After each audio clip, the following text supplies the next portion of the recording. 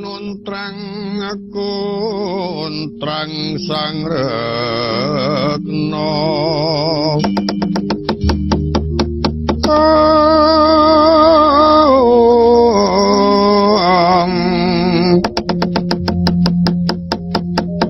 iya iwang Bathara Tatra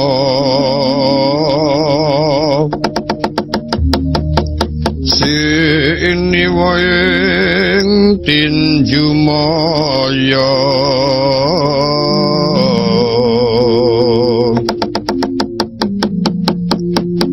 Nalendra ngandika Nalendra ngandika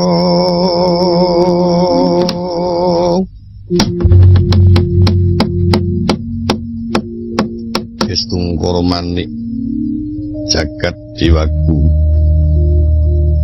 menggota patih Candrawati ora dadi kageting pamikir jeneng sura banjur ingsun timbali maju ana ngarsaning ingsun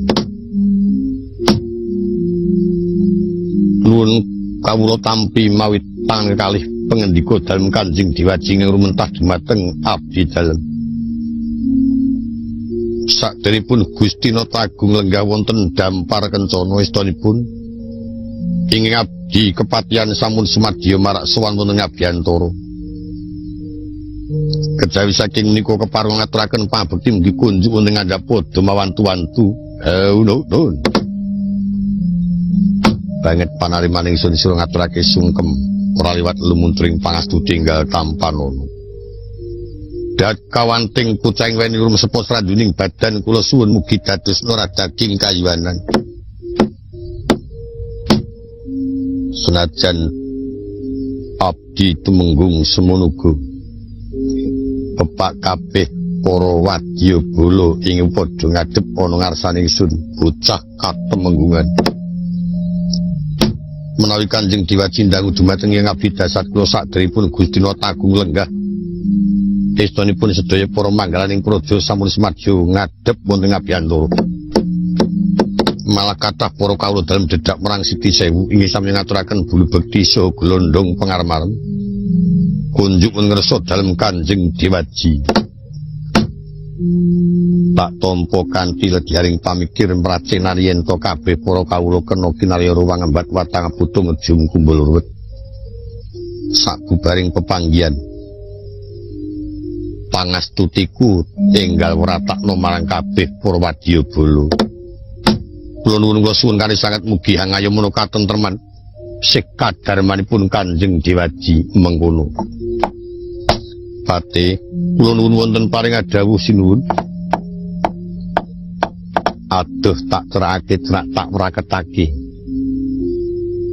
ora ana liya mung jeneng sira ingkang kudu tak jak ngembat watang putung ngejung kumbul ruwet ya ngrembug jroning kraton uga sak jabaning negara mriyi nulajeng kula cadung tangan kekalih dawuh timbalanipun Kanjeng Dewaji kejaba sangka iku gandeng kananing kraton kang wektu iki bisa tata titi tentrem sangka bungaing pamikir ingsun karana rikala semana ingsun bisa mungkasi gawe nyirnakake retuning kalangan Suralaya ya rikala jaman matine Prabu Maesasura lan Patih Lembusura sawadya balane banjur ingsun pinaringan triman widodari ya Gustimu Kanjeng Ratu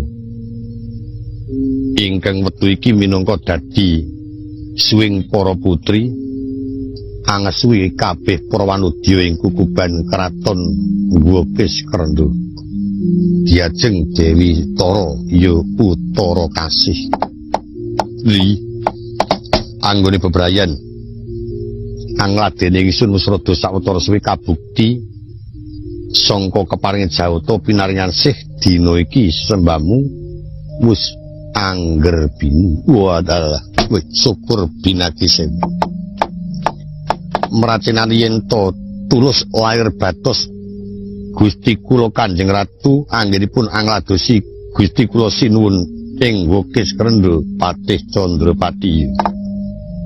Kejaba sangka iku banjur ana gegambaran pikir ingkang anglambrang. Awit rikala uncatku sanga ing kraton Pancuran Manik bebarengan karo adhiku Si Guwarsa. Iya Sugriwa Tri. Ora ana liya kang kinala jalaran padha perbutan. Pusaka kang aran Cupu Manik Astagina. Nampa sapudinaning jawata kang mbok menawa minangka kang geneping sejarah lalakonku, satemah aku karo adhiku padha Diwasraya ana sendang malik rupa. Iya sendang Siwah Dirja. Satemah salah kedaden kaya mengkene wujudku. Trasti aku karo Siadi duk rikala semana sebaya mukti sebaya mati. Pisah karo wong tuwa bebarengan ayo padha prihatin. Mukti ya aku karo adikku, upama kebajute tiwas aku karo Sugriwa. Dri emane eman banget mung lantaran Siing Bathara kang pinaringake marang aku ya Gustimu Kanjeng Ratu ing rikala semana diparingake karo aku. Tekan tundhone dadi lantaran pisahku karo adikku Sugriwa. Saengga seprene embuh ana ngendi bocah iki. Ingsun utusan marang para kawula supaya ngrambu-rambu nglacak marang adikku ana ngendi jumondoke sing perlu bakal tak rangkul, tak jak bareng mukti, tak jak bareng ngenyami kamukten nyekel panguwasaning praja. Ewa semono durung ana pekabaran. Mengkono pati.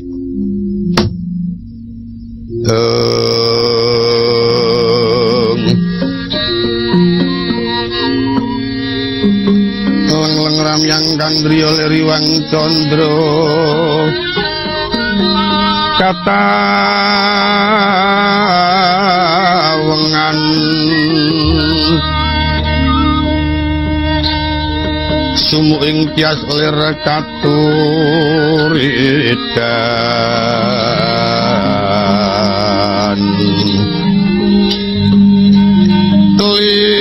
limut kapiyataning rujit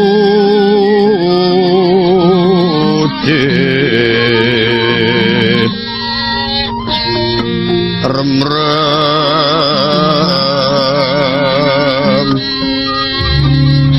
driya manawung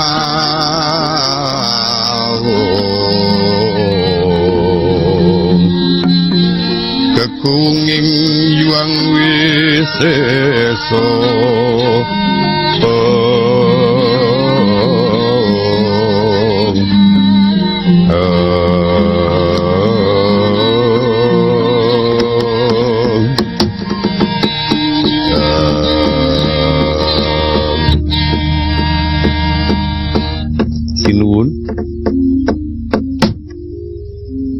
menapa pambukanipun diniya namung karana ingkang rayi Gusti kula Kanjeng Ratu lajeng kangge jalaran pisahipun Gusti Nata Agung kaliyan ingkang rayi Raden Guwarsa. O jeneng sira durung uninga piye dene mangertosin rikala mateni Prabu Maesasura lan Pati Lembusura. Dheweke ingkang Cimentaka bakal sagu mateni tak uja supaya maju peperangan mlebu ana telenging guwa. Usana tekaning ndata dheweke kalah. Ih, sak banjuri ingsun ingkang tumandang. Nanging sakjroning ingsun tumandang wis suka paweling marang adiku. Wigatekna ilining banyu guwa. Yen banyu mili abang nggambarake yen Maesasura Busura mati, nanging yen banyu mili putih pun kakang ingkang mati. Yen to mengkono kedadean banyu kang mili putih guwa tablegen. Tekaning ndata karana ingsun nyekel sungune Maesasura lan Busura tak dukumba pecahing mestaka satemah nimbulake banyu mili abang karo putih. Tanpa nganggo ditliti luwih dhisik satemah guwa ditablek dianggep yen ingsun mati sampyuh. Wusana banjur ingkang nyadong ganjaran adiku Sugriwa. Sawise dewa analiti terang yen to ingsun ingkang bisa mungkasi gawe Wusana banjur tetep diajeng Dewi Tara dipasrahke marang ingsun. Satemah ana kono jalarane adiku Sugriwa ora akur karo aku. Wah. Barang sepele dadi gawe. Yen dipuntriti janipun boten sepinten namung urusan wanudya. Ngantos dados pisahipun antawisipun kadang kalian kadang. Iya kaya mengkono kena diparibasake senyari bumi sadumuk bathuk. Dari ewa semono yen pancen dasare diajeng Dewi Tara tak rembugi mengko gelem ngladeni karo adiku sangka tulus lahir tulising batin aku rila diajeng Dewi Tara bakal winengku marang adiku Sugriwa. Ning ucapane nggih mboten sae. Mboten sae. Monggo sing ana kedadian iki sing tuwa ngrebutake adine. Lah kok dadi malah kosok balen. Muga wonten ngriku menika awonipun dados malah kosok wangsul. Ya wis ora dadi apa. Ya muga-muga Jawata maring ana eling adiku Sugriwa yen pancen kepengin palakrama trima ora duwe pertimbangan diajeng Tara supaya milih widodari, milih putraning Narendra, meduning putraning Pandhita. Aku saguh anglabuhi sing nganti paripurna. Mula ora ana alane nyebar para wadyabala enggal telitinen lan golek ana yen to wedi matur mengko tak perpekane dhewe ana ngendi jumandha adiku Sugriwa. Kun kasinggihan sinuwun. Dening utamaning nata berbudi bawa laksana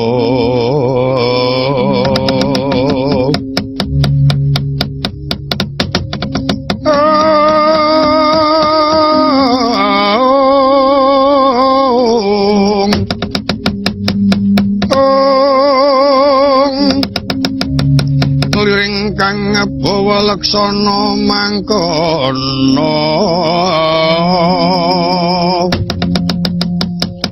Agung genyo paring tono angge ganjar saben dina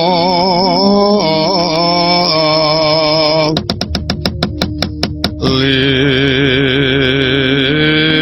kang berbudi netepi pangandika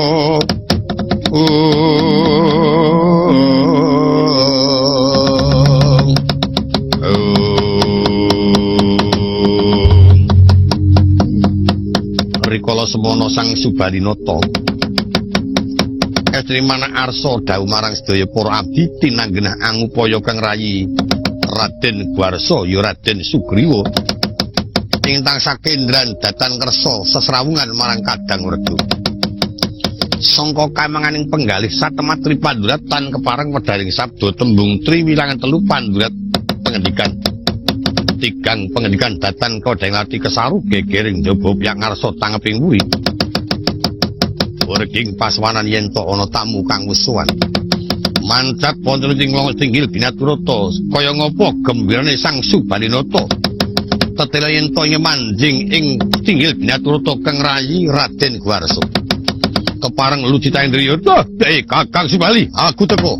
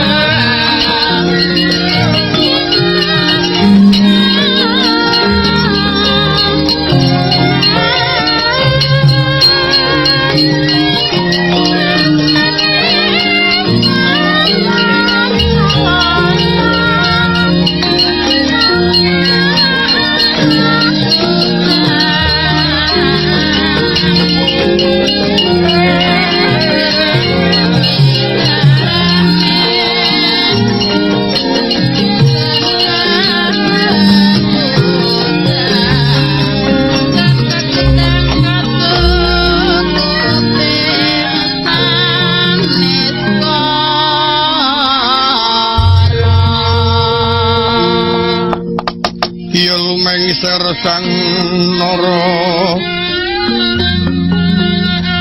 Pati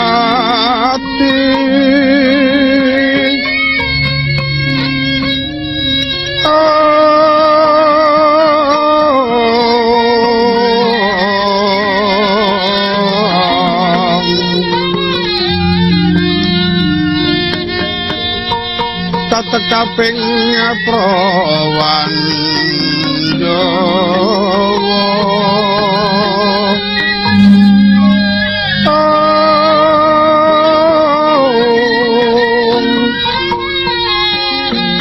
Panono kang kudewa raras raras urma seping Driya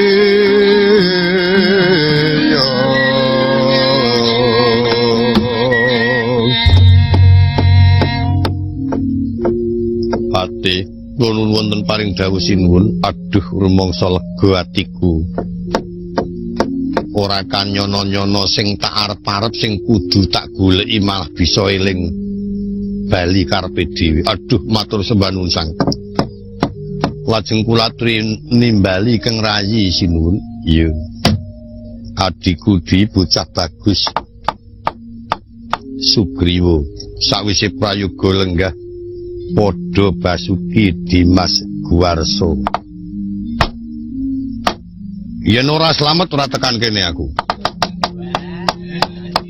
mestine aku bali rak slamet ola iya Kakang Subali padha waras ya pamujimu kaya ora ana siji apa syukur urip kepenak ndek bojomu ngono aku mono ya sepen wong tekate aku ora ndek bojo sak paran-paran dadi wong ora duwe kula ngaturaken pangabekti Raden tak trimo kowe pati ngaturake bekti karo aku ih kesinggian wong yen jumeneng ratu ya sandangane mompior pati yo ganteng aku mono dadi wong enom tekate wis dudu sedulur Kakang Subali buktine ora ana sing goleki karo aku lho mengko dhisik aku utusan para kawula tak rewangi nglebur laku njalak peninggal ngurbanake kawula kang upaya yayi nanging durung ana ketemu sing do golek iku sing cenanangan ra weruh apa aku nyepak-nyepak kok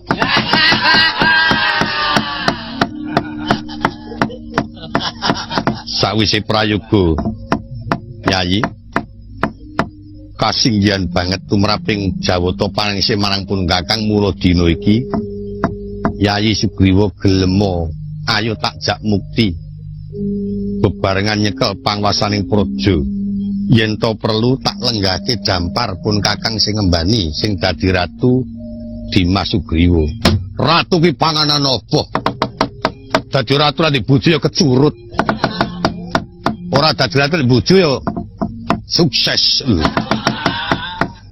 kok dadi ngendika sing kaya mengkono lire mengene Kakang aku sakjroning kagol bakal kepengin duwe bojo Mbak Ayu Tara Kasih seprene aku ora kepengin mukti iki tekaku perlu bakal mungkasi rembug mingkare Kakang Subali tresna karo aku apa ora iya kudu tak tresnani kowe karo aku urip rikala masih timur ditinggal sedo Kanjeng Rama urip ing kedarang-darang urip ing nelongso diriwangi prihatin ing wektu iki bisa nampa kamukten ayo bebarengan mukti marang pun Kakang tulus lahir tusing batin katresnaku marang Yayi Sugriwa yen pancen kowe tresna karo aku negara iki lenggahana aku saguh ngembani tak dadekke ratu nanging Mbak Ayu Tara Kasih tak peke yen Kakang Subali ora rila Mbak Ayu dadi bojoku ateges Kakang Subali ora tresna karo aku mengko dhisik to Di upama to gelem Mbak Ayumu ngladeni marang Yayi Sugriwa wis dek rikala semono saknyatane Mbak Ayumu Tara Kasih tak paring dawuh supaya ngladeni Yayi nanging dheweke tansah mengkak-mengkok ora gelem. Ora gelem mergo tok ajani. Tak gambarke wong ngulungake manuk. Dulunge nggon sirah. Digendoli nggon buntut. Amangsa kelakono manuke gelem tak melu aku. Nek pancen tak ulungke los, manuke terus tak gawa. Lah kowe ngulungke ya ragu-ragu. Upamane pun Kakang maringake mbayumu dadi pertimbanganmu dina iki saya keduwung meneh. Malah prayoga kowe kepingin bakal palakrama tak palakramake, apa putraning pendhita apa putra ratu, mbok ya putra dewa pisan tak rewangi ndeku-ndeku sagupun Kakang lamarake. Lire upama Mbak Ayumu dadi pertimbanganmu wis keciwa Yayi, kejaba iku sagupun Kakang lamarake. Lire upama Mbak Ayumu dadi pertimbanganmu wis keciwa Yayi, kejaba iku kebadut tresna marang pun Kakang, malah wektu iki wis ngerbini. Lah apa ora keciwa ing atase Dimas tak paringi pertimbangan kok wis ngerbini. Lha pancen lila mah benerang.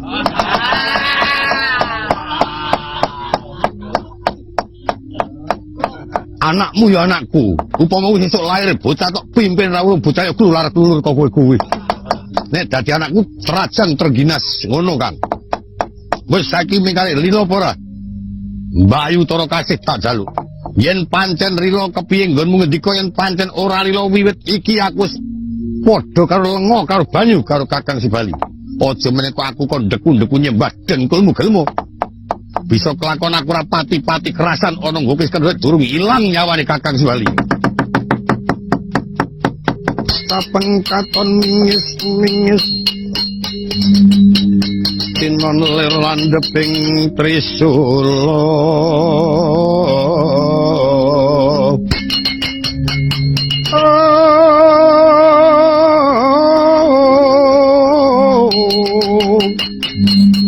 Tumandu ing jangga mungsuh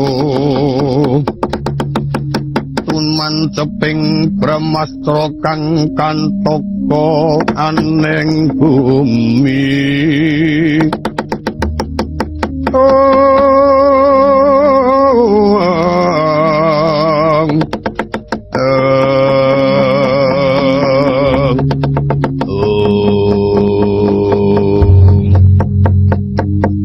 Mangke rumiyin Raden kula aturi menggalih langkung rumiyin.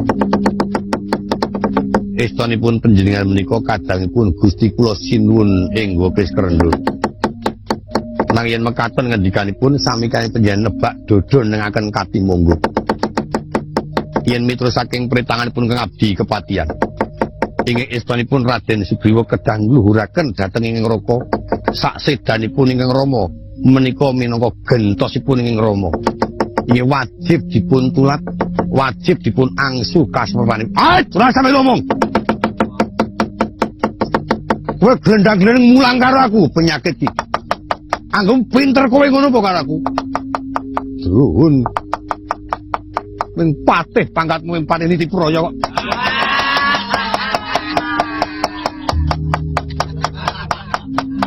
Mulang karo aku. Lho kula menika mboten ateges kok nyaosi piwutan. Namung kula ngengetaken dhateng Raden Sugriwa. Mengkari Kakang Sibali lila apa yen pancen lila mbayu bakal tak pek bojo. Nayen ora dulungake, aku tegel karo Kakang Sibali. Agal aku ya wani, alus aku ya wani. Ketek klular-klurur kok ngono. Yen panjenengan badhe ngancam sedanipun ing Sinuwunata ing Gopis Krendul, saged ngepok pontanipun Gusti kula Prabu Sibali.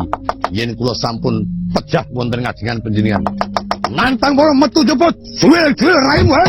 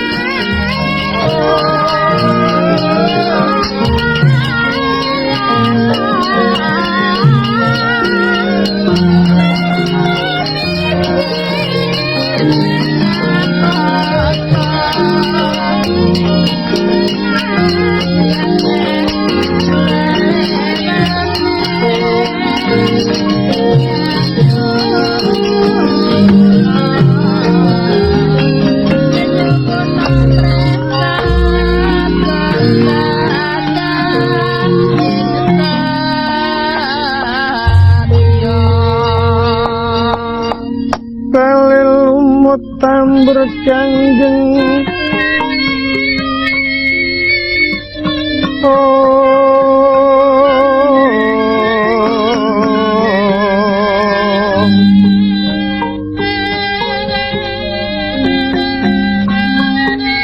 lamun mati aja dadi dewa ratu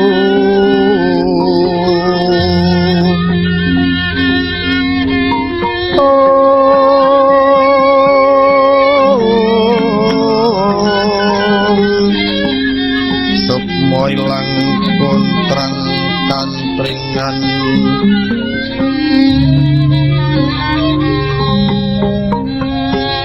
uncating sukma dedentengan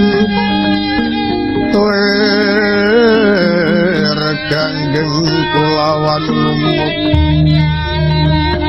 manut ilining tirta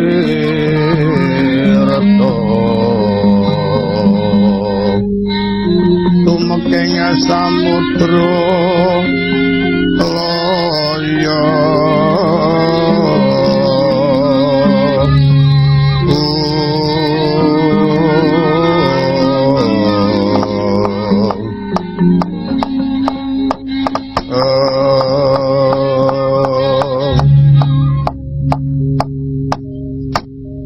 kaya mengkono penemune ajiku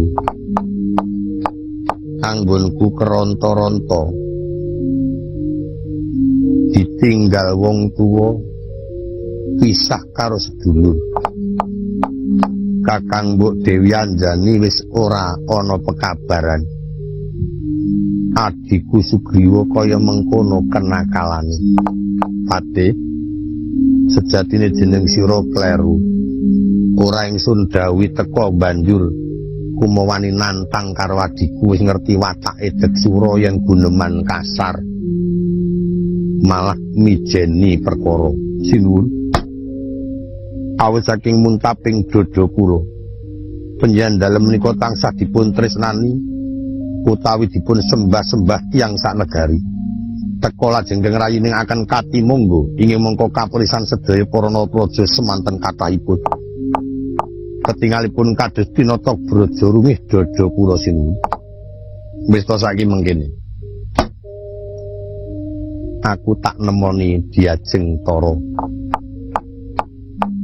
supaya gelem ora gelem karben didhawuh karo Sugriwa banjur jeneng sira metu njaba adikku temonana kon tunggu tekaku sawetara nanging pomo dipomo aja tok waneni mriki supaya sabar tunggu tekaku mengko bakal tak pasrahke pertimbanganku Diajeng Tara tunisaken dawuh kepareng kula nyuwun pamit medal jawi ngemban dawuh timbal dalem Kanjeng Dewaji sing prayitna ngati-ati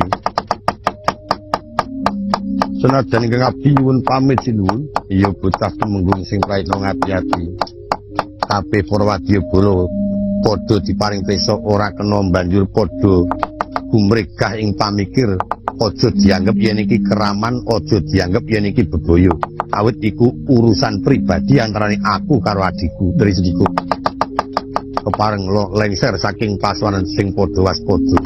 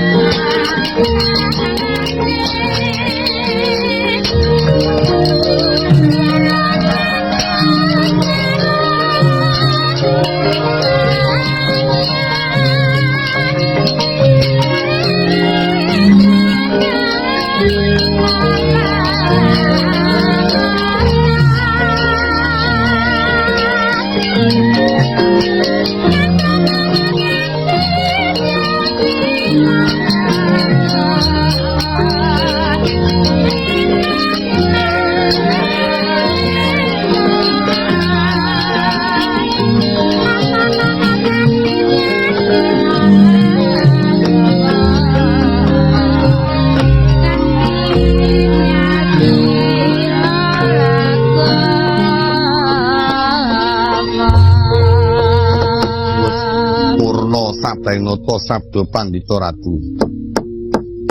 Sabda pangucap pandhita Temeratus ngarani pangandikaning pendhita sepisan tan kena wali-wali. Sabdae Nalindra pisan rata tiyang sanegari Yayah Tirta Kresna kang pribeng glancang buya kepareng lumebet. Arsa kundur gedaton kanthi rasa kang langut Prabu Subalinata. Ginarbek para abdi bedaya ento sinawang saking Mandrawa Pindha dewa kairing para widodara widodari seti kurang sawiji.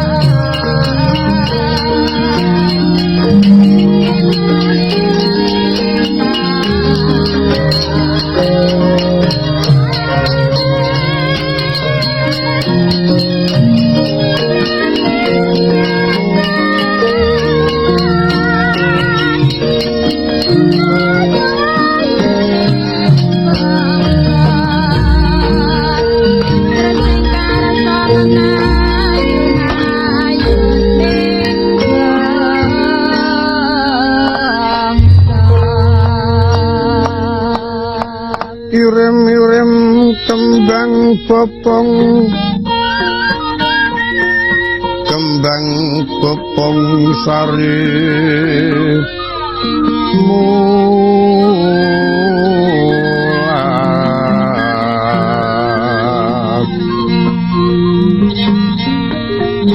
kembang trate bang rerayungan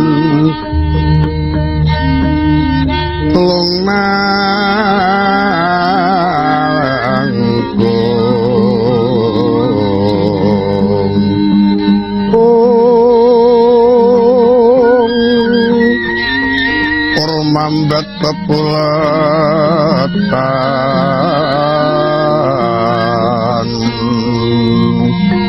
leresan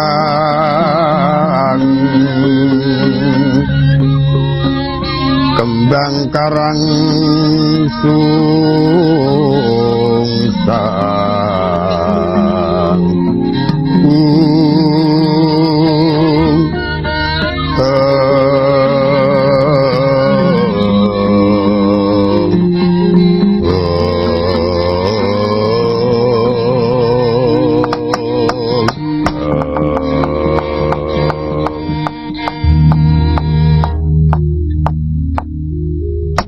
sinuwun kula ngaturaken pangabekti sinuwun. Iya Yayi, pun Kakang tampa ngaturake pangabekti marang pun Kakang. Ora liwat pangastutiku tampanana.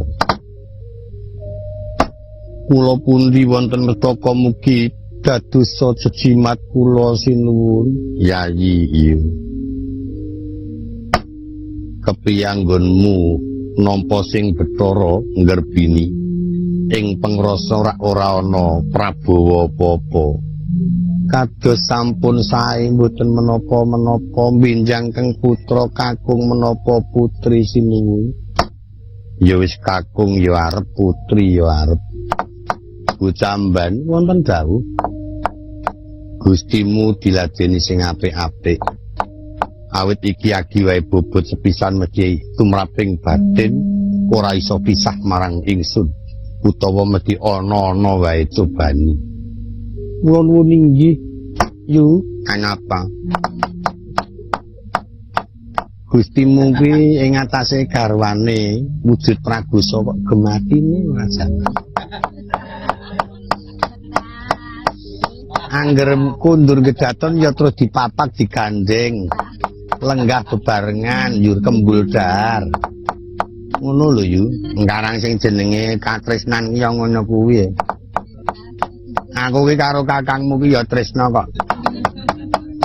Tresna tenan wektu iki tak tresnani seploke rabi wurung kae. Seprene aku tetep tresna karo dheweke. Iya. Angger mi kondur kok nyambut gawe terus tak pethuk terus tak tuntun. Banjur tak jak kembul dar ya aja kagol Mas, lemu palakrama. Karang soal iki karang aku cacat peok iki tadi. Banjur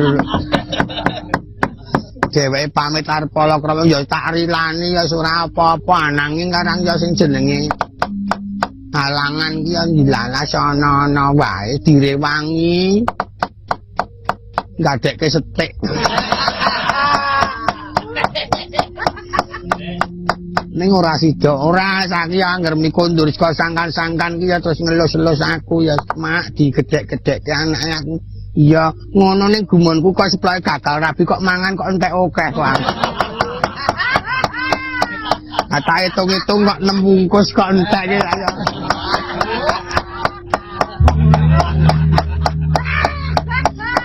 Kok rada rahap aku muni ngono seploke gagal palakrama iki. Ayo kowe iki ya kebangetan kok. Ya nek nang dalem ki ya duja. Ya tak uja kok angger teko kok ya muni gila agak dine iki karo juragane. Aku ya mung dulung 1000 barang ya pirang-pirang dina ya ngono kuwi. Aku wis ora apa-apa ya tak wae-wae prihatin. Ayo.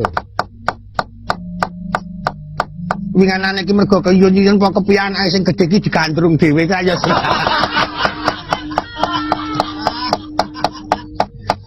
Ora umum kok kena umuman. Ana anak dhewe kok digandrung dhewe.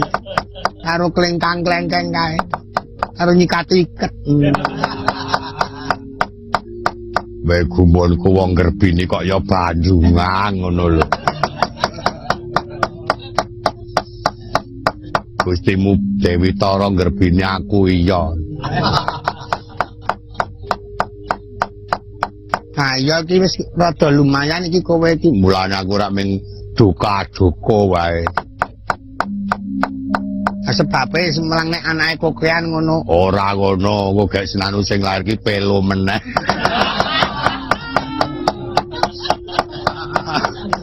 Ana anak pelo kok terusan ra ya ora umum.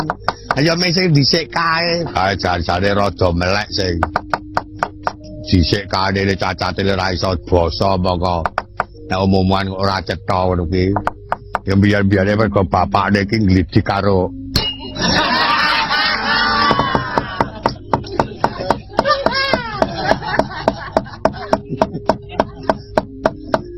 Ora wae, ora kok mergo kuwi. iya, mesti iya. Dadi entah saka glidik apa terus nular.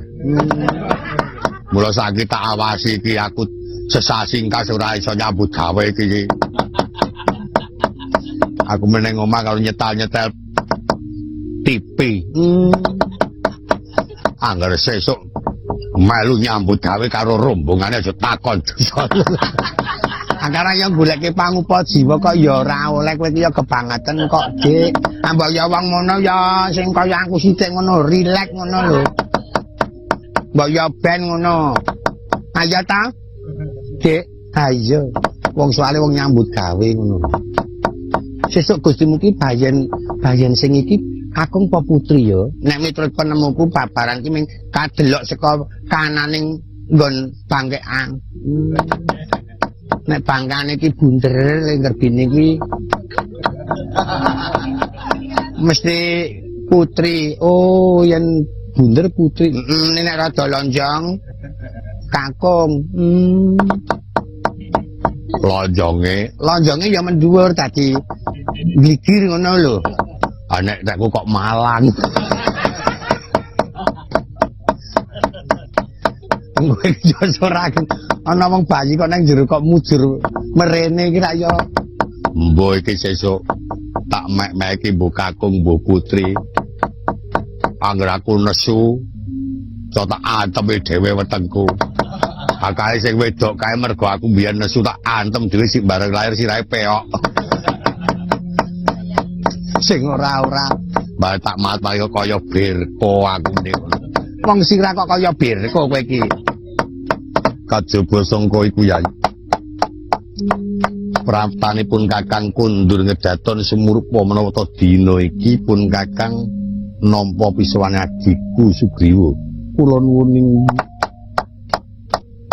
ing isine dheweke bakal kepingin banget urip bebarengan marang si Adi. Mbok menawa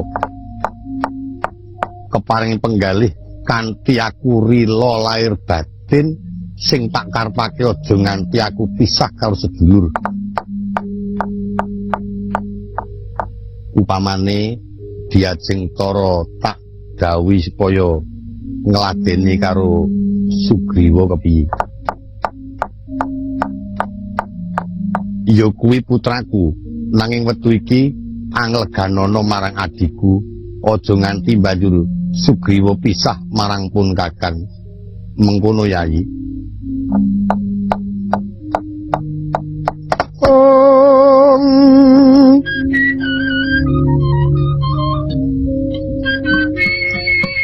Surem-surem kiwang kara kingken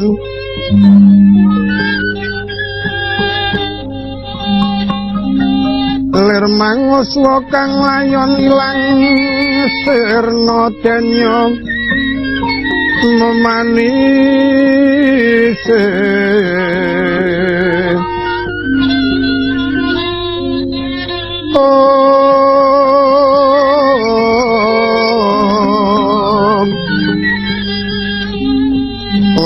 panjenenganira layu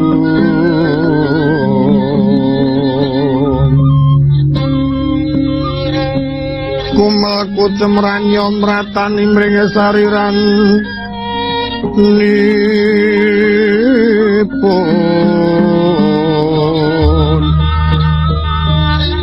melestenya lutira kawang-wang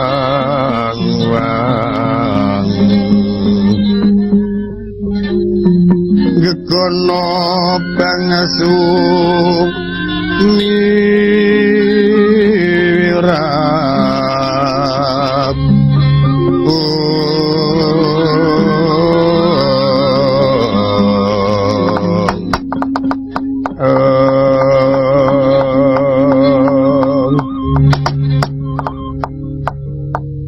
Sinuwun yen cara mekaten kersanipun kula mboten sinuwun. lho aja kleru penampa senajan to dina iki diajeng pisah marang pun kakang nanging mung tumrap ana gelar senajan pun kakang uga prastya saklawasipun kakang ora kepingin mageban kulawan Wanudya ingin tak jaluk senajan to pedhet semene anggone bebrayan besok muga-muga ana ing jaman kelanggengan tetepo siagi ana sandingku bebarengan angadhep marang mustikaning dewa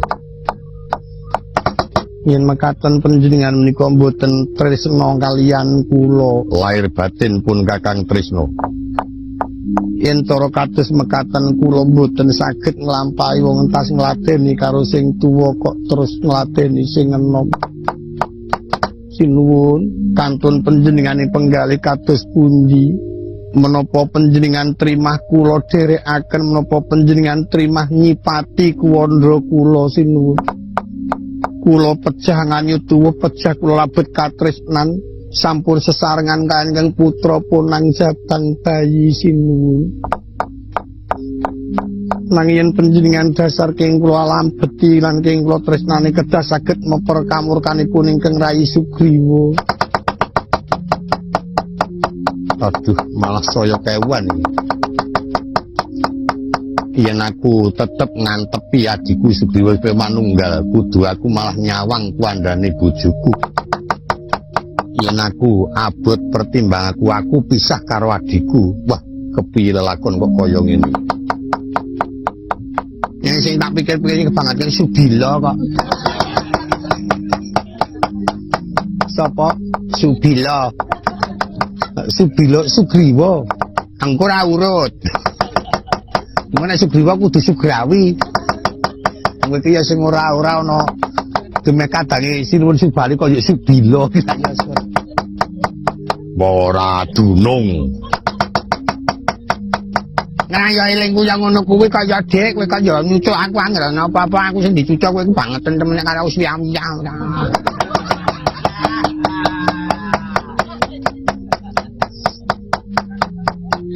Apa-apa luput nek aku iki nggon gawe wong luput. Bangeteng ya. Angel kleru. ya Jaka ngono kuwi yo kok yo nesu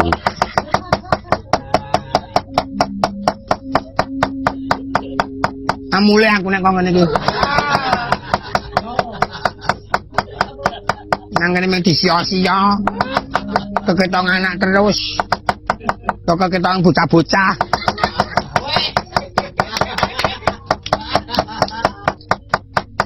ora kok jenenge sia-sia ora rembug dirembug ora ditalar ora kok yo soalé kowe karo kowe kene iki nang paran ngono yo ora akeh aku nang paran ngono yo ora akeh aku sing wis awake kaya ngene tetep tak nderekake marang gutimu kok kowe arep bali ra yo nek dipikir weteng kowe sendal-sendul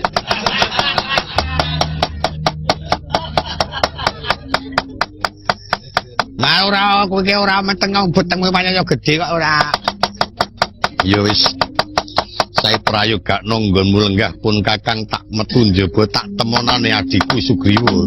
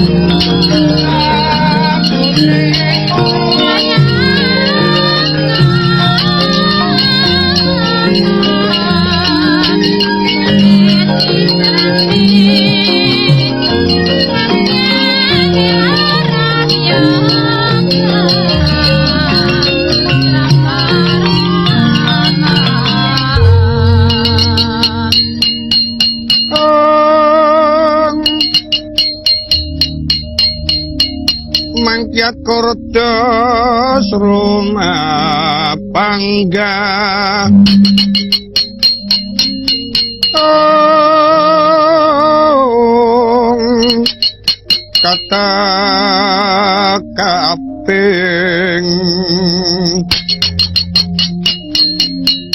kata kaping Prawandawa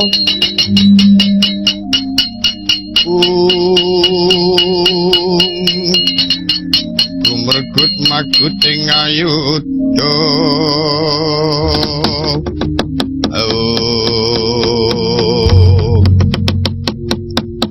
nungsung pawarta Rekirapati nungsung murta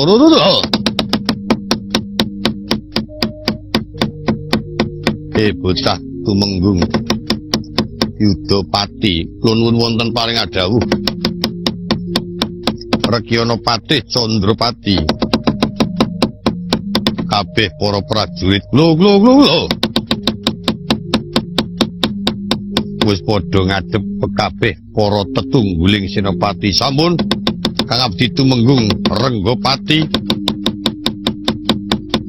Andokapati Wanengpati Surapati sampun sumadya yen pancen padha sumadya sumurupa dina iki ing kraton Ngokis Krendha ana para gawi sejati pancen dadi pangarep-arep Gustimu Raden Sugriwa ing supaya banjur digoleki wusana durung nganti digoleki wis kundure Gustimu ora bisa nimbulake tentreming penggali Gustiku sinuwun ing Ngokis Krendha malah bisa nimbulake trenyuh penggali Gustimu awit bakal nyuwun supaya Gustimu Kanjeng Ratu Dewi Tarakasih gelem ngladeni marang Raden Sugriwa.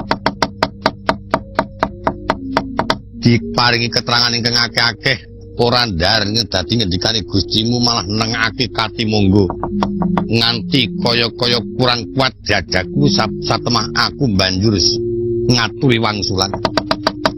Sawentara dadi klera-kleru. Nanging sakwise mungkur Gustimu Raden Sugriwa aku nampa dawuh supaya aku matur marang Gustimu Sugriwa lerem sawetara jalaran Gustimu Kanjeng Ratu bakal diparingi dawuh marang ingkang sinuwun Sri Buminata ing Ngokis Krendha kersa ora kersa bakal diparingake marang Gustimu Sugriwa. Wah ana-ana wae nanging kula kinten kok ingkang mboten dalan menika malah Raden Sugriwa. Lajeng penyapun Rekyanapati mboten kepareng nglajengaken klenta-klentu yen jane ora kepareng. Samenika ngaten nggih mawon. Yen saged dipun peper penggalipun wa semanten dados klenta-klentu mboten menapa-menapa. Panjen ing pangajap aku kudu mengkono.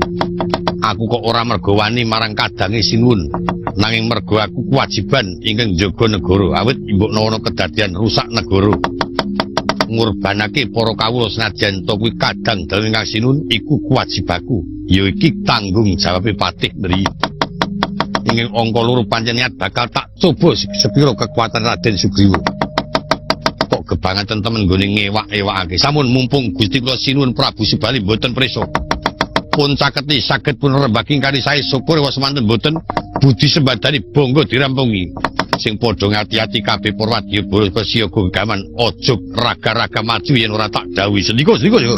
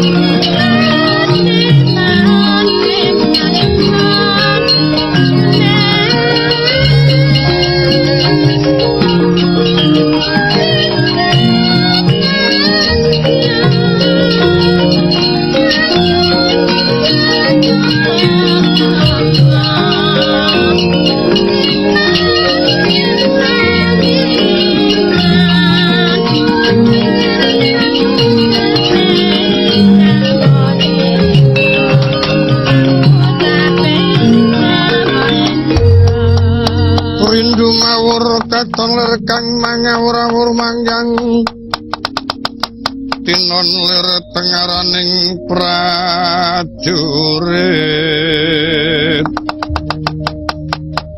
kong maguru gongso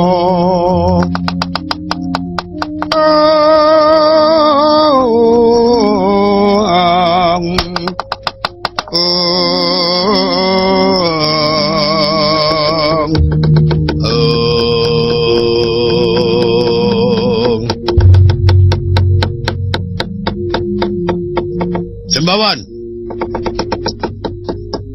kula Raden aku ki ngejak kowe kuwi janjane upama ta kowe iki ora gebacut kewulu karo aku wegah ngejak kowe kuwi wis ora ana gunane klumbrak-klumbruk iki mongko mesti nimbulake rugiku yang ngejak kowe kuwi paitane paitan apa wing brengos-brengos tok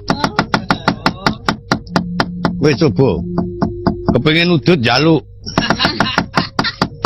kepengin mangan njaluk mongko mbuncengke ra iso ih yo gunane apa kowe kok ngono kuwi iya istonipun namung kepareng nderek panjenengan jerewit jaman saking ing pancuran manik panjenengan ingkang kula dherekaken lajeng kados pundi menapa sampun pinanggihan ingkang raka Gusti kula Subali wis nanging bola-bali Kakang Subali paling kethek sing merengkel aten-atene Mbak Ayu Dewi Tara tak jaluk yen gunme mono kaya-kaya ngulungke nanging batine senajan ngulungake kaya ngenyek karo aku iki patihe sing gumedhe kumingsun sumentaka ngedekake sayembara perang sayembara pilih lha apa ya mripate ra weruh nek aku ki sedulur lanang sing diderekake apa kepiye senanangan iki mbok ngaten Raden panjenengan menika piyantun ingkang binetara traing nalendra utami yen ngendika menika ampun ngantos kasar-kasar mangke mendak dipun tulodo dumateng tiyang sanes kepiye kowe ngandani aku kon mlathok sirahmu wong kuwi dhewe watak dhewe-dhewe tak kandhani ora sang ngandani agek ngelmu wali songo dhewe-dhewe kok apa meneh penemu menungso ngomongi wong guneman kasar-kasar ya ben awake dhewe kok kowe sing halus-halus aku ora iso halus ih tampeng sisan waduh tampeng iki dikapakake kok sajak kok ngeri temen kowe tak du karo balane Kakang Subali wani apa ora wah mboten wantun wong brengose caplang karo kerengan kok ora wani le bededah-bededeh iki njur ngopo wong kula gesang menika mboten badhe kula gegulang Pancakara angudi dumateng kesaenan gayuh kautamen nyatane ora tau mersudi karo ngelmu kok dadi bisa kandha gayuh kautaman dipun gayuh kautaman kados panjenengan menika yen panjen badhe mersudi lan ngudi gayuh kautaman badhe mboten mesubrata arep ora semedi layan panjenengan kersa ngurbanaken tetulung dateng sinten kemawon ingkang nandhang keserakat menika sami kaliyan gayuh kautaman nyukupi butuhing liyan menika ya ateges gayuh kautaman nyenengake wong menika ya gayuh kautaman saminipun kados kula kepengin remen-remen nanging nyatanipun biaya mboten cekap panjenengan ajeng lenggono inyo iki nggo urunan menika gayuh kautaman wis ora gugu kautaman ngejak melarat kok ngono kok cukup ora cukup kowe golek dhewe nah ra tenan payah remuk iki awakku ora ana kedadian lek ngarang wingi kae kowe engko anggere ora wani tak du karo balane Kakang Subali aja takon dosa ida dewi. Ih, wantun sampun. Yen pancen wani dipethake terang iki mung ora dulungake Bayu Dewi Tara bedah. Oke serdo.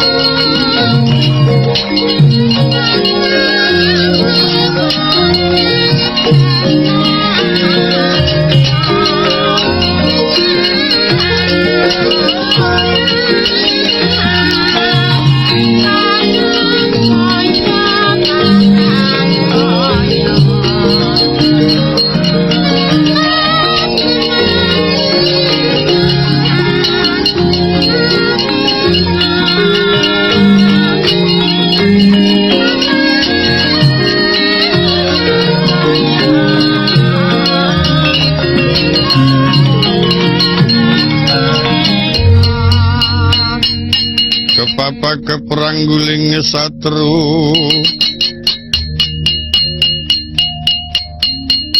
bawat nyobentarmu ulat risang suranggong koro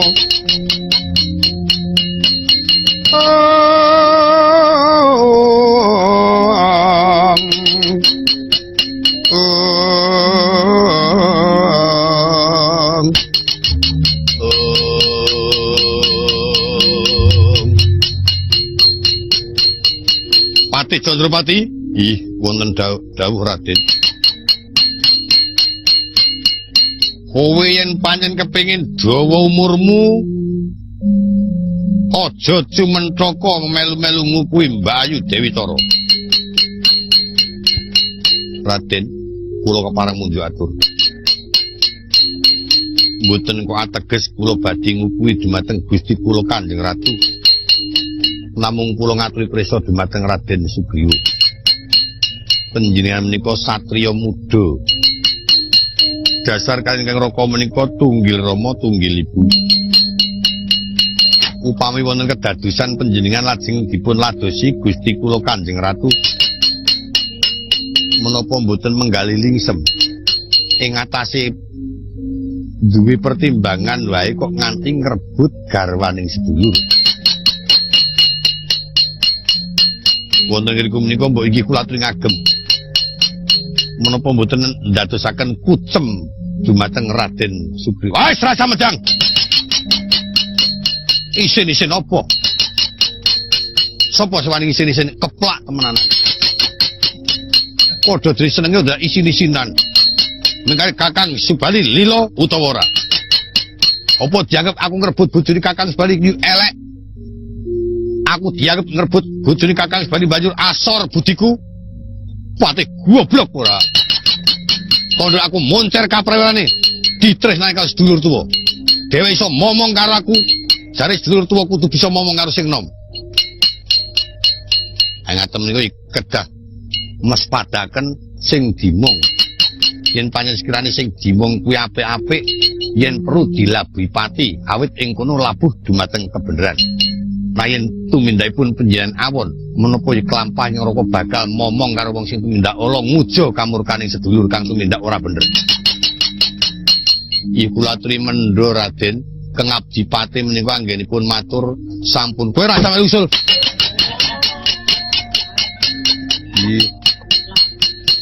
Ora ana gunane le matur. Ngestoaken jawuh. Kowe wis di resiki yiyitmu barang wis ora ngrumangsani. Ingaten menika ikan karana kula rak daran nampi dawuh kowe adisa ngaten. Ana para gawe ora iso ngewangi-wangi malah menging-menging. Amrih prayoginipun nek kowe sing dikarep ngodor wae. Nek kowe sing dikarep ora gelem bantu malah ngelikake. Nggih. Gestunipun saking penuwun kula menika ampun ngantos panjenengan wantun kan Kadang Werda. Mingkali dulungake apa ora Kakang Mbok Dewi Tara? saged kula caosaken yen wis gemlinding sirahe Wrangka dalem Gokis Krendho Candrapati tau jateng siramu wong suwu.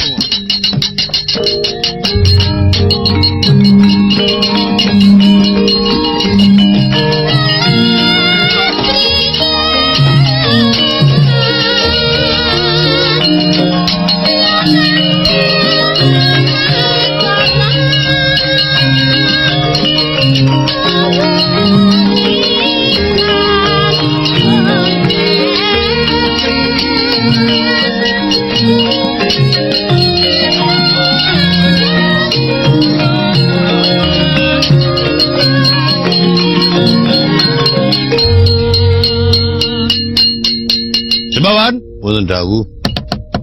Iki ora melu perang hati-hati kowe. Ijak temenan. Janipun kula menika sampun trimah nglokro mawon. Yen gadawan perang meneh sampun mboten patos gejegi. Upami ta wonten ingkang maring upah kowe perang tak opahe kula trimah nyuwun opahe mawon. Anggenipun nglampahi perang trimah mopo. Ora wani karo Patih Candrapati? Muni ora wani ngono. Ayo muni. Pantun, yen pancen wani dal wae, ora iso ngundurake prajurit saka Gokis Krendho. Ija-ija kowe. Wah, wis. Momong piyayi sing pekok mongko nasar. Angel kok golek wong sing nasar ngono. Yen nyuwun pangestu mangke kula labrake tiyang Gokis Krendho. Ora gelem ngundurake hati-hati sagay.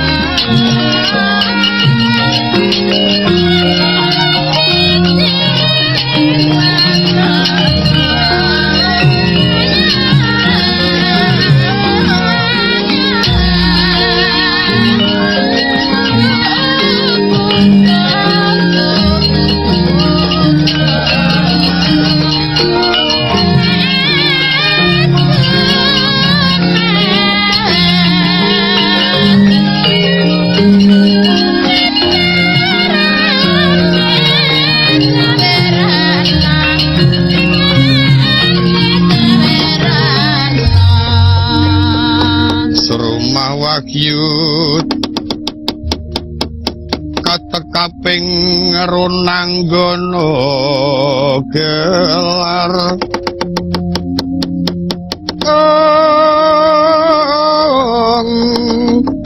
ya prawasa pinarwasa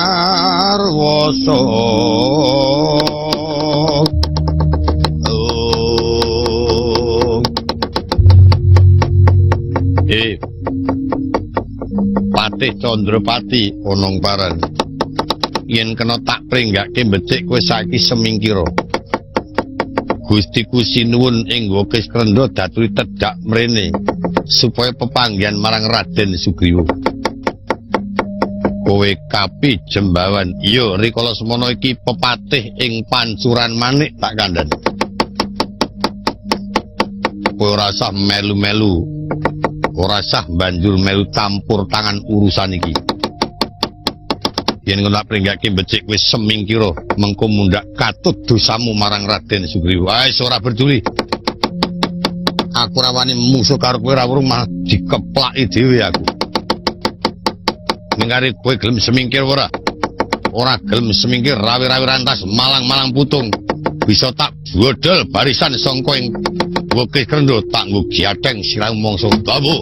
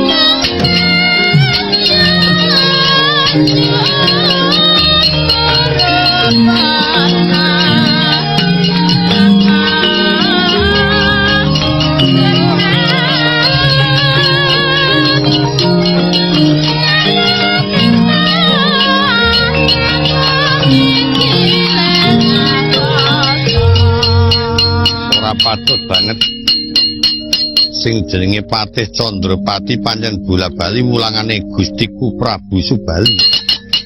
Winasis peperangane mumpuni olah kridaning yuda. Pancen dedasar serep kadigdayan. Ayo saora-ora bendina diwejang. Beda karo Gustiku Raden Sugriwa. Mejang meneh gelem mejang. Lunga wae. Mubeng sing tanpa ana tujuane. Lah tekan tundhone kurang prihatine. Beda karo Gustiku Subali. Gentur tapane sering tindak ngupaya tuladan ngeningake cipta. Panjen wong lunga ki werna-werna. Yen lungane lunga becik ngudi kawruh ya ndilalah. Lungane iki bisa oleh pengalaman. Dadi wong lunga ki pancen apik rasa-rasa. Nek sing ora oleh lunga-lunga kurang pengalamane. Kuwi terange ning kono. Zaman Gustiku Subali kerep tindakan pengalamane pancen ya mumpuni munggu ing kaweruh. Haning kae ming ubak-ubak lunga ming mubeng wae ngunder. Nah, tekan tundone kurang pangertene. Ah, kuwi ning kono wis. Aja takon dosa gamanku tampano tak paming dodo pecah dadang mangsa wurunga.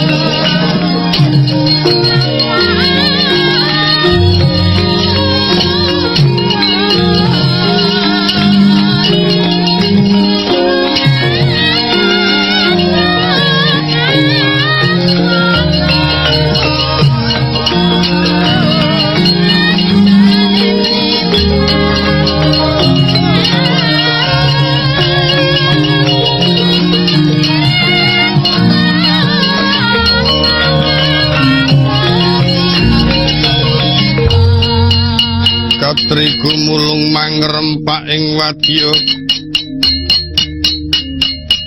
makiri rero nanggana ronanggana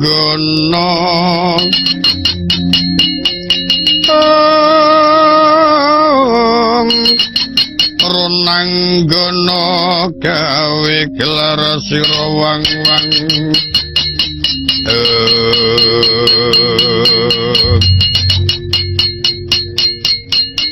Sebawan wonten dawuh menang mau kalah kawon sampun kula reka daya kados menapa kemawon tetep mboten sasap kula betahaken godho kula antem godho kula mbeleng kemawon malah godho dipun saut dipun gebakaken dhateng kula nyumanggaken Raden kula mboten kiyat wah wis nggawa kanca munyuk ming cungar-cungir ora ana gunane lha kowe iki yo niat pengen nyambut gawe apa coba kon perang rawani kon bawa ra iso coba nyumanggaaken sinuwun kula mboten saged anglampahi dawuh malah yen saged panjenengan mbok inggih kula trima nunggal kaliyan ingkang ngrapa sinuwun ing Wukis Krendra murih prayoginipun lan kiyat ing pemerintahan kraton Wangkis Krendra wis ora usah kowe ngomong karo aku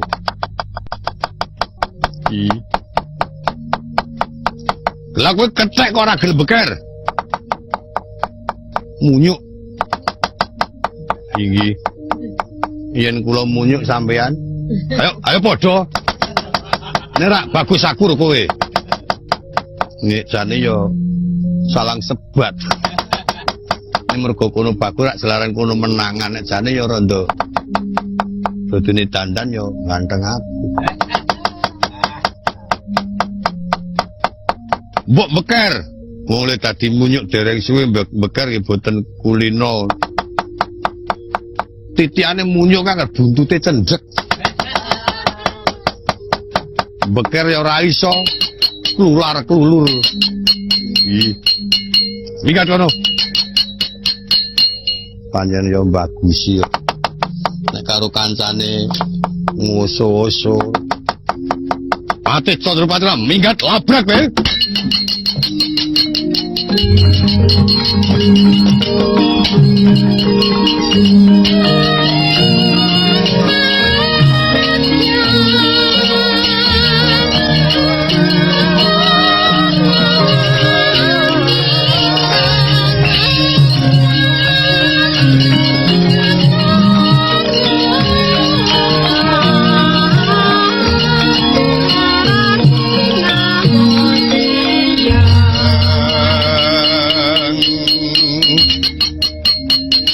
Cantutku merguting ati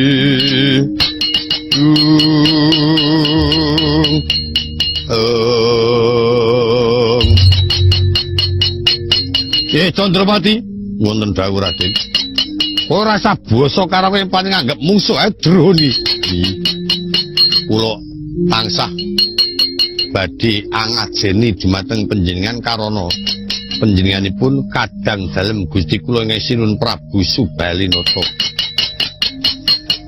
Ora sampe campur tangan Kakang sebalikon kita mrene. Saged ngepok koncanipun Gusti kula Nata Wiki Krendho. Yen pecah ngabdi kepaten labrak broni.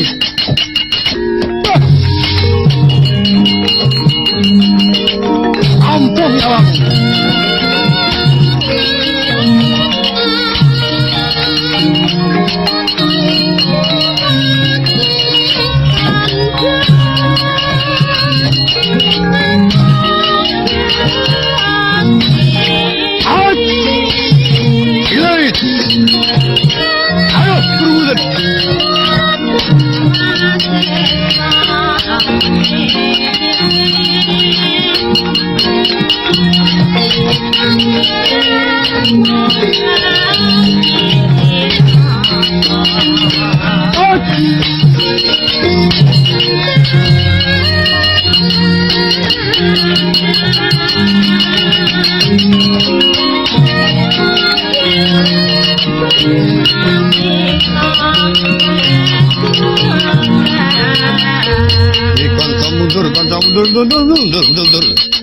Raden Sugriwa muring temenan, Sugriwa muring temenan. Bubaring para wadyabala kaya gabah diteri. Awit bakal namake pusaka Sangga Runggi karana ajrih yen to pinaringan duka marang Gusti Nata Agung.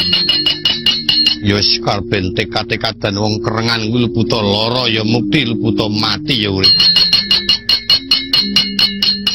Upama kita ujo ora urung aku sing dadi korban. Menawa ora tak tanggulangi ora urung para wadyabala sing dadi sasaran.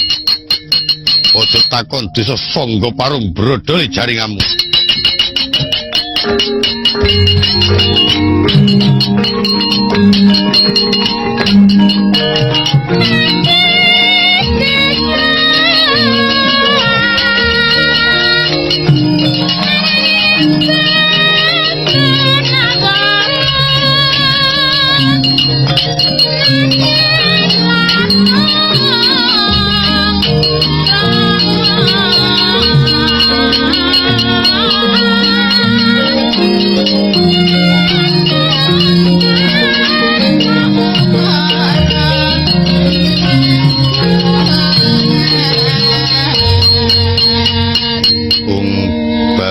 Langgeng sinunggi datan aurat sawise ingsun mijil sangka ing kedaton ora ngerti jebul para wadyabala kabeh buyer kaya gabah dinteri. Adikku Sugriwa ngamuk iki malah Patih Candrapati ngligo gegaman yen ora tak peper bisa Narajapati Patih aja tak adepake adikku tak pethukne dhewe.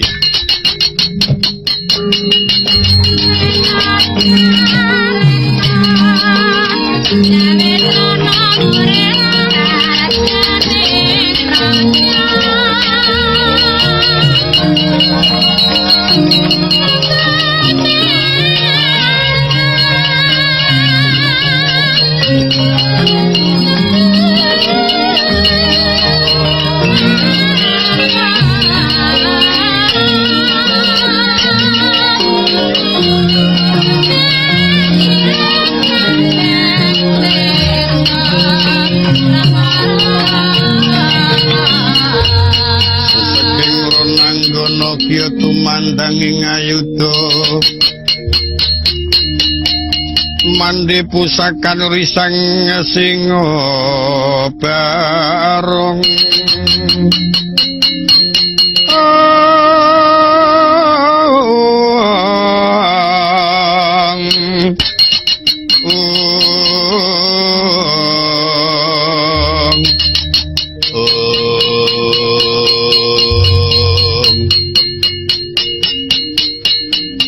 Patih, kula nuwun wonten paring dawuh sinuwun.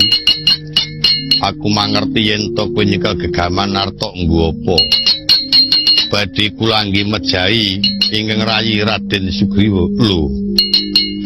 Agi ora katon tak goleki murih gelem bali. Sakwise gelem bali kok malah bakal tok pateni. Piyambakipun temtu badhe damel risak ing negari tuwin ngurbanaken para kawula. Yen ora tok pedhokake ora kelakon gawe kurban ora kelakon ngrusak negara. Nang bareng tok pedhokake kanthi nguja kamurkanmu wis cetha yen bakal murup makantar-kantar murkane adikku si Sugriwa. Kabeh para prajurit didhawuhi mundur. Ndri tak pethone dhewe arep tak ajar tak pateni kuwi sedulurku ngestokaken dawuh.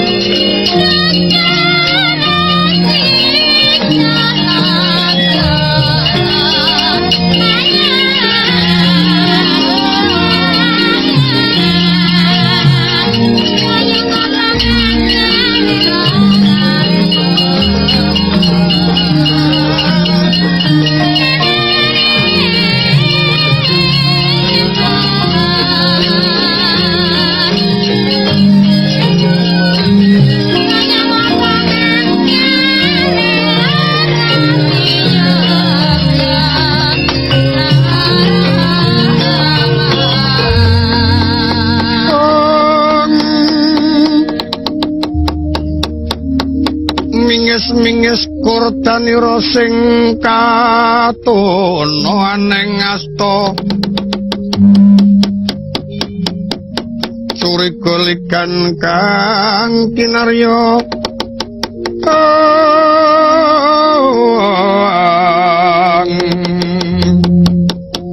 kinarya sifat kandeling ayuda maguting pupu mulat Prawandawa suta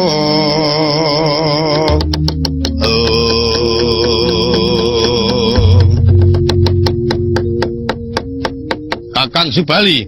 Iya pun Kakang Dimas. Mbok bathuk mungkin nggo mikir. Abote sepira kowe ngulungake karo Bayu Tara, Druhun iki. Wong jadi wong gerangan kok ora adil. Yen pancen dasar kowe adil bisa momong karo sedulur, Bayu kudu toneke aku. Tak kandhani ya, Di. Sak pungkurmu padha klera-kleru karo patih iki mau. Aku manjing kedaton. sing isine patih wis tak paringi prisa supaya Dimas Sugriwa tunggu sawetara. Mbok menawa mengko mbayimu tak tari gelem. Ora ngerti jebul pancen malah padha klera-kleru. Patihmu diajar. Patih kurang ajar. Ora muni ngono kuwi mau malah nantang karo aku. Kon rene menungsane. Ida-idae. Patih kok ngono kok dingu. Ya wis karben ana tuna lupute patihku.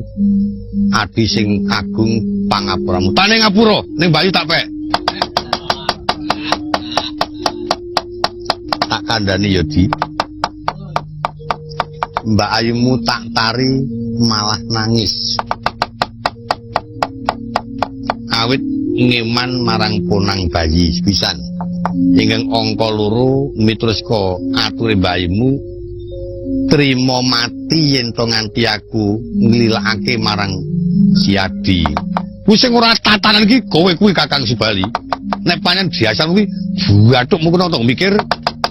Ora ana bedane aku karo adikku, rak ya muni ngono. Terkadang malah ganteng adikku. Aku ya goblok ra jamak. Mengko adikku tak dadekke ratu. Aku tak terima dadi balane, kowe dadi bojone adikku. Rak ya ngono, dadi sombong pikire wong enom. Lemu jauh karo Kakang mbok ya ming glenak-glenik. Kowe gelem nek ora gelem ya wis muni ngono. Monggo dhewe jane ya tresno karo aku. Ya pokoke mengkene ya Di.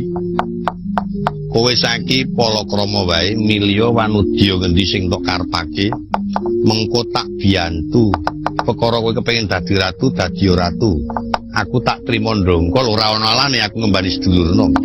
Nanging mung siji mbayimu Utara Kasih terang yen ora gelem dadi bojomu. Kowe milya wanita apa 10 apa 20. Ayo sprek. 10-20 biayane kuwi. Nalika bojoke ora makani ora muktekke. Pokoke arep tok jejer-jejer nganti 50. Aku nek ora mbayu tara ora. Tenan kuwi. Mas saiki kowe rabi wae Kang. Mengko tak biyantu. Tak iring. Ragato dhewe. Milya dhewe. Waton Mbak Ayu dadi bojoku. Mbak Ayumu ora gelem. Pokoke Mbak Ayu gelem yen Kakang Subali mati. Yen Kakang Subali durung mati ora bakal takon Mbak Ayu gelem dadi bojoku. Banjur karemu. Karepku kudu kowe tak pateni. Oh iya to. Yen pancen kowe bisa mateni aku patenono perkara Mbak Ayu tak pasrahke wis gilang-gilang kuandaku nang arep tugel ngono terus iki.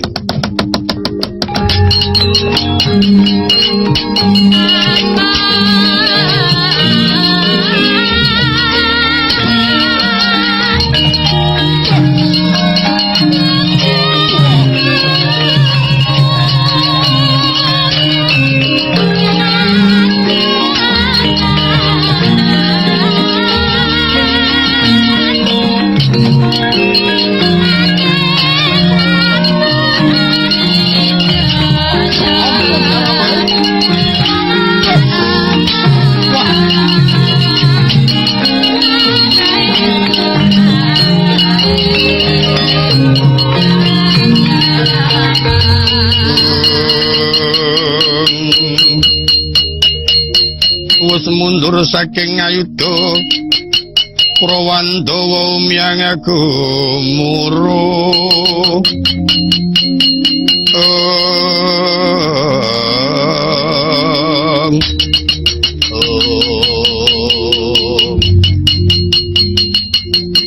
ora patut banget Kakang Subali pancen mamerke Digdaya. Tak antemi tak jiwotos tak cokot mbeleng wae males pisan kowe ora. Pameran. Yayi yen kowe kena tak pringgake becik.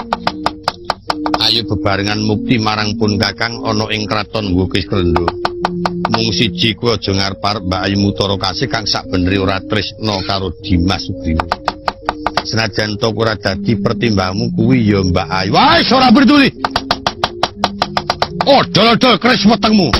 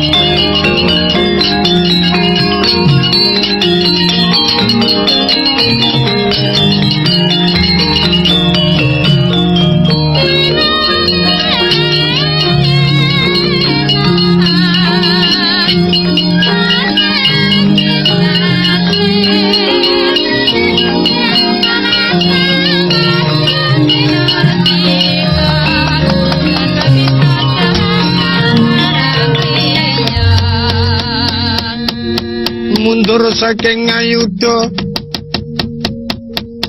angirit prawandawa kang wis lumaris manjing wana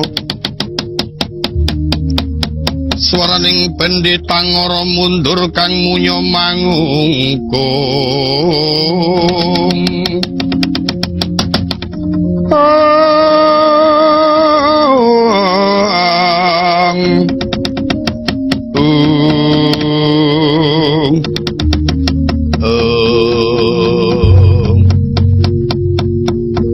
Dos pundi Raden? Jembawan, Nun. Kakang Subali panten digdaya. Tak agal mbebayani, tak tibani gegaman ora tumomo, tak cokot ya metengel. Ming gumunku nyawane ki pira? Munyuk siji kae.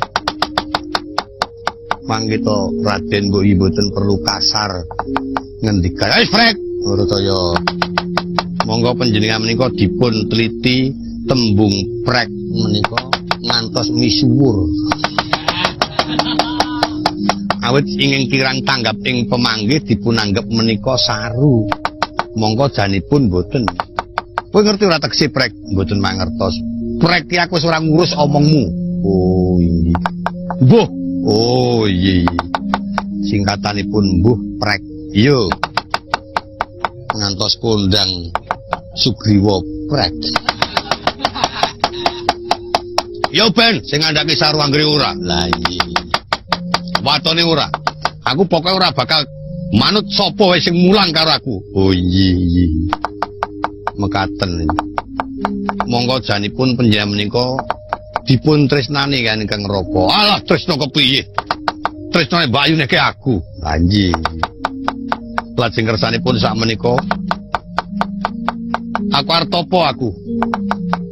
Kakang Subali digdawe mergo tapa. Mbok menawa aku yen tapa, mengko aku iso ngalahke Kakang Subali. Anggenipun tapa dhateng pundi? Wis sak nggone lekku seneng tapa nang ndi wae. Kowe kudu melu karo aku. Ih. Bisa menika ngaten mawon. Tenimbang panjenengan ngoyo-oyo priatos badhe dipun oyo-oyo kados pundi dereng kinangan saged sasakan ingkang Raka. Sak menika kantun panjenengan kula dherekaken manut miturut tumungkul dhateng Kang Raka. Kowe njaluk ilang siramu apa njaluk slamet?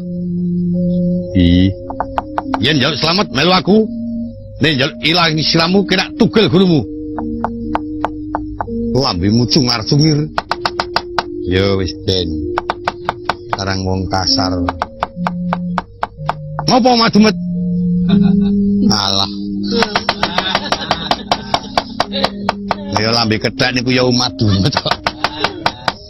Diruruwi umadumet. Kowe melu gelem ora? Iya nderek. Ditutke laku ayo padha tapa dari nyuwun pepintan kekuatan Marjawuta apa seranane kang kita ngalahke Kakang Subali. Monggo kula dherekaken Raden.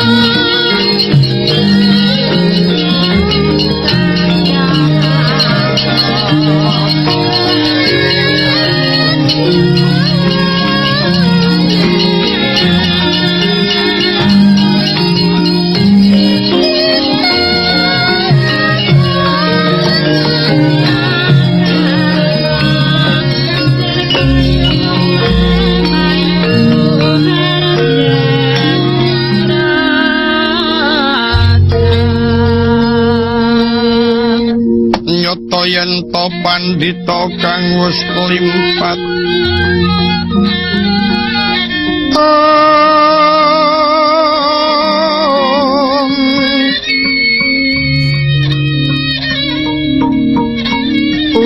nuwun samuning sambu dono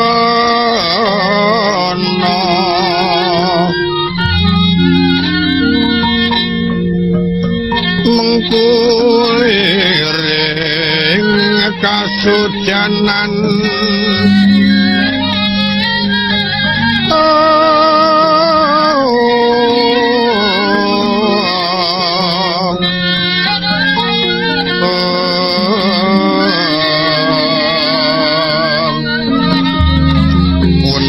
Truning driya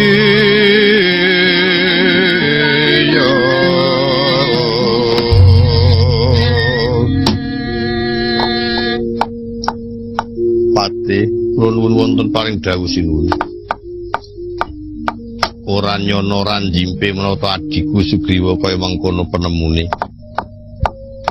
ora kena rinangkul murih prayoga ora kena ginawi becik wis tak uja kadigdayane supaya dheweke rumangsa iring karo kadigdayaku banjur gelem manut miturut marang aku jebul tekaning ndata malah nglungani sangka paprangan padha lumayu bareng karo Patih Jembawan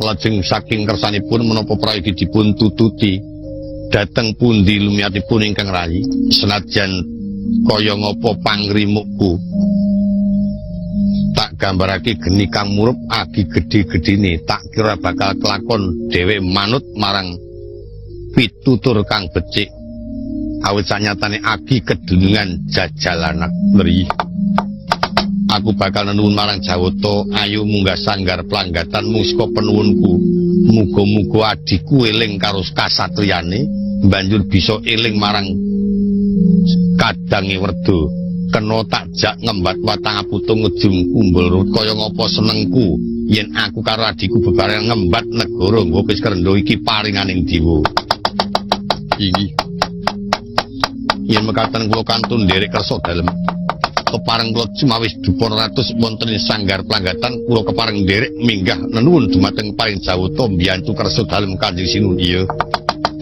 muga-muga ngudanani panuwunku para dewa ingkang minulya kasinggihan